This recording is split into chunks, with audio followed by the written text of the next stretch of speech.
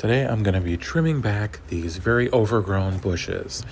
This one seems to be starting to wrap around this tree, and it's providing a shelter for some sort of critter that is digging in the mulch. So we're going to shape these up and trim them way down. This one I actually trimmed all the way down to the ground about 2 years ago, and it's grown back completely.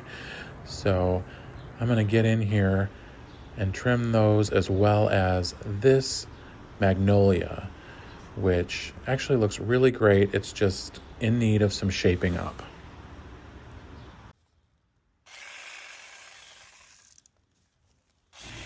So I'm not really going to use a whole lot of finesse in sculpting these bushes because they are very overgrown and they just need a massive chop. They are not very attractive bushes. They are some sort of a sticker bush. If you know what kind of bush this is, leave it in the comment. I'd love to know. I've actually chopped down the other set that I'll be trimming next all the way to the ground in previous years, and they completely regrew. And I've been meaning to do so to this bush as well and just sort of start over, but the time to do that is in the fall. So for now, I'm just going to give it a major shearing. My main goal is just to get it in a more pleasant shape away from the fence, and most importantly, chop it way down so that it no longer gives shelter to a skunk. And that is what I have determined is living back here, and we'll see that a little later in the video. I am trying to eliminate any hiding places behind these bushes so that it will encourage it to move along and not find my yard such a hospitable place. So we are gonna just chop down a lot of this, and there'll be some exposed wood rather than greenery, but that's just gonna be part of the process. As fast as this bush grows, it will not be very long before it is out of control once again. I think these are quite old, and they have a very much a resilience to them. So right now this is about 2 years growth, because I noticed a smell of skunk last year and I was too nervous to get back here just in case it was lurking. So I finally decided I needed to prune this down no matter what. I took a broomstick and checked to see if there was anything back there, and there wasn't. So now, before this gets any more out of shape, I at least need to get it away from the tree and away from the fence and into a little bit more of a pleasing shape. So the worst part of trimming bushes is the cleanup. I'll leave the worst part for last, which is cleaning up and raking all the clippings, putting them into bags, but the fun part is sculpting them. And this set of bushes is actually two that I'm forming into one because, as I mentioned, I had cut them down to the ground a few years ago, and they're not very woody in the interior, so they're pretty malleable. And because the one bush on the far right doesn't get quite as much sunlight, it doesn't grow as tall. So this larger one, I'm gonna just sort of take advantage of it being younger and less mature after being cut down, and I'm gonna shape them into one big bush rather than two separate ones. Now, back here is where I'm pretty sure the skunk was hiding out last year. There was a slight odor that sort of permeated. Couldn't exactly tell where it was coming from, but this looks like a really good hiding place to me if I were a skunk, between an overgrown bush and a fence. So, and there's also some ivy ground cover there. I think it was able to squeeze right in and be undetected. So definitely want to make it less hospitable. And I think rather than round, I'll go for a more squared off appearance, since I'm combining two into one. And it'll give a little contrast to the rest of the bushes that are all round. So I definitely checked to see if there was anything back there before I began poking around.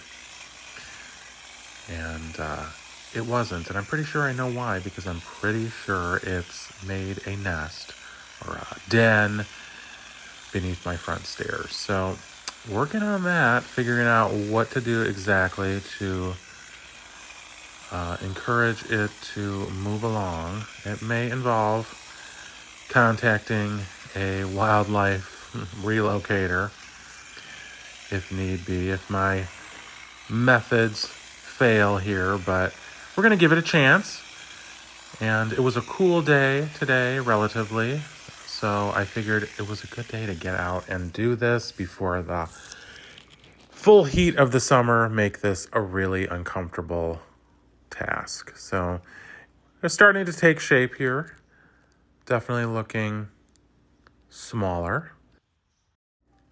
So it does sort of look a bit like a jungle back here in this corner, just because there's the ground cover, there's some other plants, and everything just needs a general cleanup right now. And I like having the ground cover because I like that you don't need so much mulch. And mulch has to be refreshed like every year or two, and it's a huge hassle. And when you have a lot of it, like I do, or used to at least, it gets to be quite expensive redoing it every year. So done a lot of ground covers, and it just all needs to be managed a little bit. But once you do that in the spring, it generally stays pretty nice, other than some spots that need a little bit of weeding here and there. But I try to keep the areas of mulch to a minimum these days. I just find I like it better, and I think it's a lot easier maintenance wise. So trying not to walk all over it and crush it all down, so that it will keep a nice appearance, because it does seem when you walk on it, it can take a really long time to fluff back up and recover. It can kind of do some damage. So just going to get this in shape, and then we have the magnolia tree, and then I'll show you how everything looks. This is a Star Magnolia, and it gets beautiful white flowers in the early spring.